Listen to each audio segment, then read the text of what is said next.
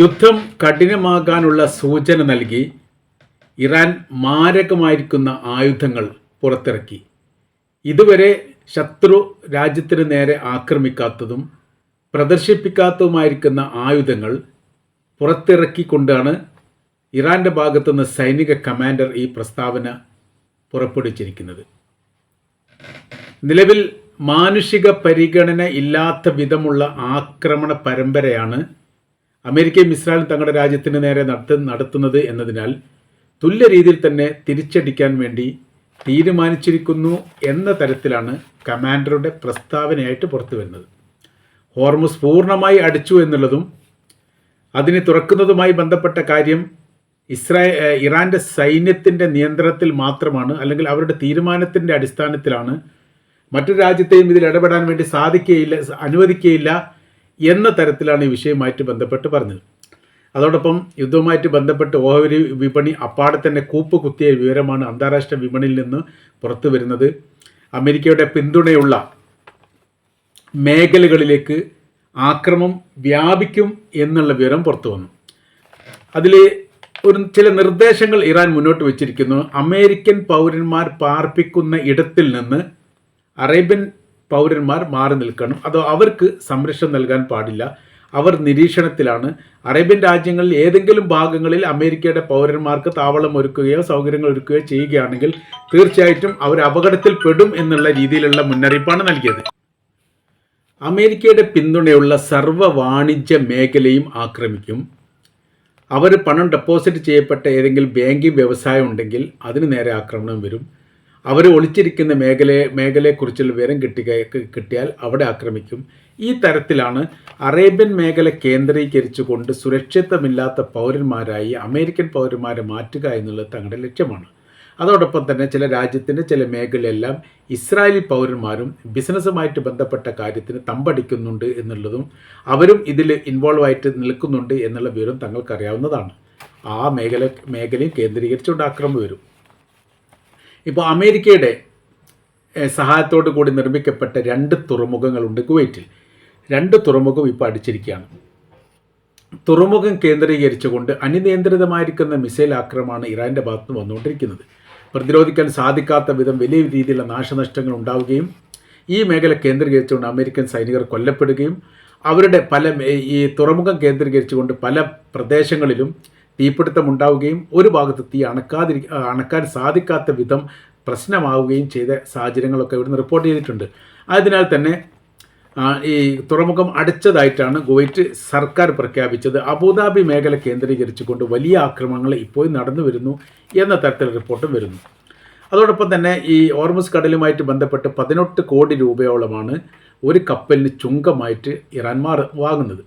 അത് നിയമവിരുദ്ധമാണെന്നും സ്വതന്ത്ര പാതയായിട്ട് ഈ ഹോർമുസ് കടലിനെ മാറ്റണം എന്നുമാണ് അമേരിക്ക പറഞ്ഞത്. ഹോർമുസ് കടലിൻ്റെ പാത ഏത് തരത്തിൽ മാറ്റണം, ആര് പോകണമെന്ന് തീരുമാനിക്കേണ്ടത് ഇറാനാണ്. അതിൽ അമേരിക്കയ്ക്ക് റോളൊന്നുമില്ല. നിങ്ങളുടെ രാജ്യത്തുണ്ടാകുന്ന കടലിടുക്കുമായി ബന്ധപ്പെട്ട മേഖലയുടെ എങ്ങനെ കപ്പലുകൾ പോകണമെന്ന് തീരുമാനിക്കുന്നത് ഇറാനാണോ എന്നൊരു ചോദ്യമാണ് അമേരിക്കയോട് ഇറാൻ ചോദിച്ചിരിക്കുന്നത്. ഈ മേഖല അടച്ചിരിക്കുന്നു എന്നുള്ളതും വളരെ കൃത്യതയോട് കൂടിയിട്ട് തങ്ങൾക്ക് പണം അനിവാര്യമാണ് എന്നതിനാൽ മേഖല കേന്ദ്രീകരിച്ചുകൊണ്ട് ഒരു കപ്പൽ പാസ് ചെയ്ത് പോകണമെങ്കിൽ പണം വാങ്ങിയിട്ട് തന്നെ അത് ചെയ്യൂ എന്നുള്ള വിവരം ആവർത്തിച്ചുകൊണ്ട് ഇറാൻ പറഞ്ഞു. അപ്പോൾ തന്നെ അതിൻ്റെ മറ്റൊരു വിഷയം എന്ന് പറഞ്ഞാൽ ഈ പണം എന്ന് പറയുന്നത് ഡോളർ തരാൻ പാടില്ല, ഒന്നുകിൽ ചൈനയുടെ കറൻസിയിൽ അല്ലെങ്കിൽ യൂറോ കറൻസിയിലാണ് തരേണ്ടത് എന്നുകൂടി നിർദ്ദേശിച്ചതോടെ അത് അമേരിക്കയെ സംബന്ധിച്ചിടത്തോളം അവർക്ക് സാമ്പത്തിക രംഗത്ത് വലിയ രീതിയിലുള്ള പ്രയാസം അതിനാൽ ഉണ്ടാകുന്നു എന്ന് മനസ്സിലാക്കാൻ വേണ്ടി പറ്റുന്നു. ഇതിലിപ്പോൾ മറ്റൊരു റിപ്പോർട്ട് പറയുന്നത് മൊസാദ് യഥാർത്ഥത്തിൽ പറ്റിക്കുകയാണ് ചെയ്തത് എന്ന തരത്തിലാണ്. മൊസാദിൻ്റെ കൃത്യമായിരിക്കുന്ന വിവരത്തിൻ്റെ അടിസ്ഥാനത്തിലാണ് ഇസ്രായേലിൻ്റെ പ്രധാനമന്ത്രി നെതന്യാഹു യുദ്ധത്തിന് തയ്യാറായത്. അദ്ദേഹം അമേരിക്കയുടെ പ്രസിഡന്റിനോട് ഈ കാര്യം പറഞ്ഞതും അങ്ങനെ തന്നെയാണ്. വളരെ കൃത്യതയോടുകൂടി സൂക്ഷ്മമായ നിരീക്ഷണം പഠനത്തിനും ശേഷമാണ് ഇവിടെ ഇറാനെ ആക്രമിച്ച് കഴിഞ്ഞാൽ വളരെ എളുപ്പത്തിൽ കീഴ്പ്പെടുത്താൻ വേണ്ടി സാധിക്കും. അതിന് ചെയ്യേണ്ട കാര്യം അവിടെ ആത്മീയ നേതാവിനെ കൊലപ്പെടുത്തുക എന്നുള്ളതാണ്. അങ്ങനെ ചെയ്യുന്ന സമയത്ത് ഓട്ടോമാറ്റിക്കായിട്ട് അവിടെ ആഭ്യന്തരമായിരിക്കുന്ന കുഴപ്പങ്ങളും പ്രശ്നങ്ങളും വരും എന്ന് കണക്ക് കൂട്ടി അത് തെറ്റിപ്പോയി. ഗസയിൽ ഹമാസിൻ്റെ ആളുകൾ ആക്രമിച്ച സമയത്തും ഇതേ രീതിയിലൊരു തെറ്റ് വലിയ പിഴവ് വന്നിരുന്നു. കാര്യം എന്ന് പറഞ്ഞാൽ ഗസ എന്ന് പറയുന്ന എല്ലാ ഭാഗങ്ങളും ഇസ്രായേലിൻ്റെ നിയന്ത്രണത്തിലാണ്. അതിൻ്റെ അതിർത്തി കേന്ദ്രീകരിച്ചുകൊണ്ടുള്ള ഈജിപ്തിനോട് ചേർന്നുള്ള റഫ അതിർത്തിയിൽ മാത്രമാണ് ഒരു കോറിഡോറായിട്ട് ഒരു ഡോറിൻ്റെ ഭാഗം, ചെറിയൊരു ഭാഗം ബാക്കി വെച്ചത്.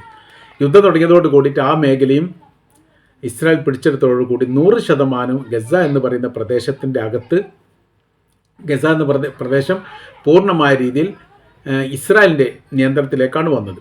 എന്നാൽ അവിടേക്ക് അതിനുശേഷവും 2 വർഷത്തോളം യുദ്ധം ചെയ്തിട്ട് അതിൻ്റെ ഇടയിലും ആയുധങ്ങൾ വരികയും പോവുകയും അതുമായി ബന്ധപ്പെട്ട് ഇവരുടെ കമ്മ്യൂണിക്കേഷൻ, മൊസാദിൻ്റെ കമ്മ്യൂണിക്കേഷൻ മറ്റുള്ള രാജ്യങ്ങളുമായിട്ട് ഉണ്ടാകുന്നുണ്ട് എന്നുള്ളതും അത് മനസ്സിലാക്കാൻ സാധിക്കാത്തതും വലിയ രീതിയിലുള്ള പ്രയാസം സൃഷ്ടിച്ചിരിക്കുകയാണ് യഥാർത്ഥത്തിൽ ഇസ്രായേലിന് തന്നെ.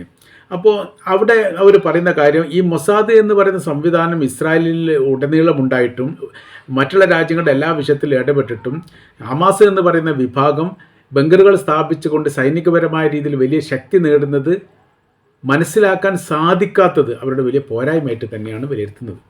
2ാം ഘട്ടമാണ് ഇപ്പോൾ ഇറാൻ്റെ ആക്രമണവുമായിട്ട് ബന്ധപ്പെട്ട് ഇതുപോലുള്ള ഒരു നാശം ഇസ്രായേൽ എന്ന് പറയുന്ന രാജ്യത്തിന് ഇതിന് മുൻപൊന്നും ഉണ്ടായിട്ടില്ല എന്ന് പറയുമ്പോൾ ഇതിൻ്റെ ഗൗരവം വളരെ വളരെ വലുതാണ് എന്നുള്ളതാണ്. ഡസൻ കണക്കിന് നേതാക്കന്മാരെ കൊലപ്പെടുത്തിയിട്ടും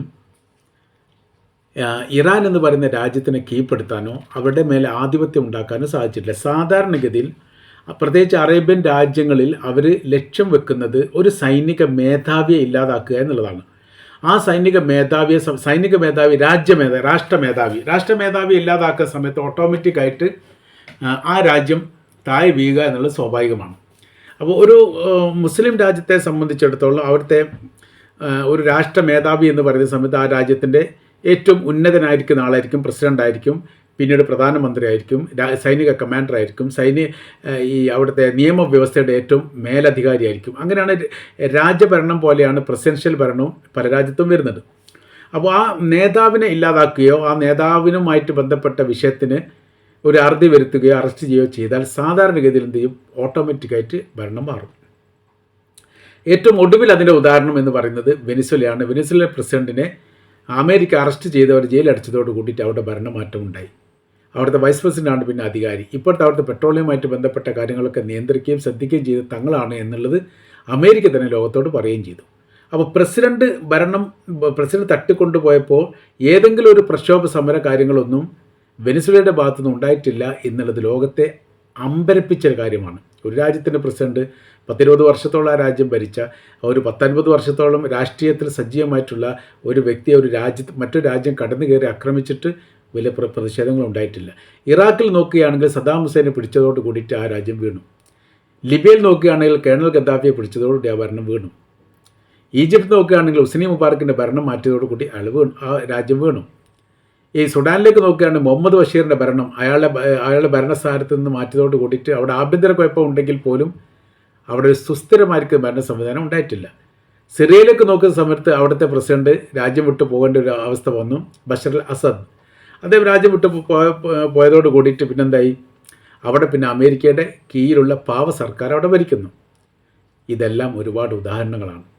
ഇങ്ങനെയല്ല, ഇതിന് തുടർച്ചയായ രീതിയിൽ പിന്നെ ഒരുപാട് ഉദാഹരണങ്ങൾ. അപ്പോൾ ഇവിടെയൊക്കെ നടന്ന സംഭവം എന്ന് പറഞ്ഞാൽ ഒരു പ്രസിഡൻഷ്യൽ അല്ലെങ്കിൽ രാജ്യത്തിലെ ഏറ്റവും ഉന്നതനായിരിക്കുന്ന ഒരു ഭരണാധികാരി ഭരണ സംവിധാനത്തിൽ നിന്ന് മാറ്റപ്പെടുകയോ ഇല്ലാതാവുകയോ വെടിവെച്ച് കൊല്ലുകയോ അങ്ങനെ എന്തെങ്കിലും ഒരു പ്രവൃത്തി നടന്നാൽ പിന്നീട് ഒരിക്കലും അദ്ദേഹത്തിൻ്റെ കീഴിലുള്ള ഭരണ സംവിധാനത്തിൽ തുടരാൻ വേണ്ടി സാധിക്കാത്ത വിധം അതിൻ്റെ രാഷ്ട്രീയ ചിത്രം മാറാറുണ്ട്.